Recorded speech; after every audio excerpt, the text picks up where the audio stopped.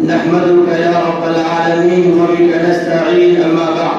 صدر محترم، حکم صاحبان اور عزیز ساتھیوں، آج کی اس تقابلی بزم خطابت میں میری تقریر کا عنوان شاعر مشرق ڈاکٹر علامہ اقبال علیہ الرحمہ کا یہ لافانی نغمہ ہے کہ رہ گئی رسم ازاں روح بلالی نہ رہی،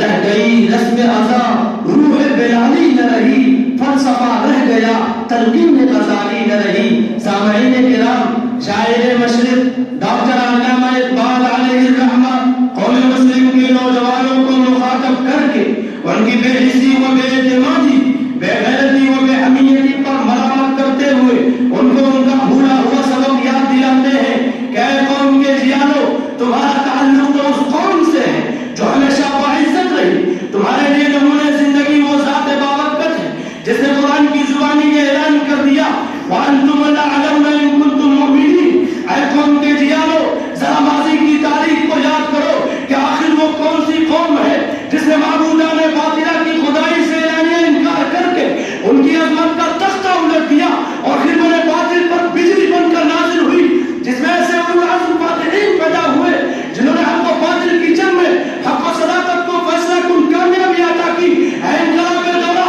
اگر تم ایسے نوجوانوں کی تلاش ہے تو شہر کعبہ میں نعرہ لگانے والے ابن الخطاب کو دیکھو، رومن امپائر میں لرزہ پیدا کرنے والے ربیع بن عامر کو دیکھو، ابو جہل کے ماتھے پر چھپی مارنے والے حمزہ بن عبد المطلب کو دیکھو۔ اے نوجوانوں، اگر تم ان نوجوانوں کی حقیقی داستان سننا چاہتے ہو تو شام فلسطین کی وادیوں سے پوچھو، بالاکوٹ کی پہاڑیوں میں ٹپکتے ہوئے خونوں سے پوچھو، وہ تمہیں بتائیں گے کہ دشت و دشت ہے، دریا بھی نچوڑے ہم نے، پہلے ظلمات میں تو آج یہ کھوڑے ہم نے۔ آج بھی بدر حنین، وعدہ صاحب کی مالکوں کی سرزمین، مسلمانوں کی عزت و سطوت سربلندی سرخروئی کی گواہ ہے۔ صلاح الدین ایوبی، موسیٰ بن نذیر کے کارنامے آج بھی اثر من الشمس ہے۔ افسوس تم پر آج ہے، آج تم پانی سے ڈرتے ہو، ہوا سے خوف کھاتے ہو، تیروں کو دیکھ کر تمہارے اندر لرزہ جاری ہو جاتا ہے۔ کیا تم ہی نہ تھے جنہوں نے یہ اعلان کر دیا تھا کہ غازی یہ طرح پراسرار بندے جنہیں تو نے بخشا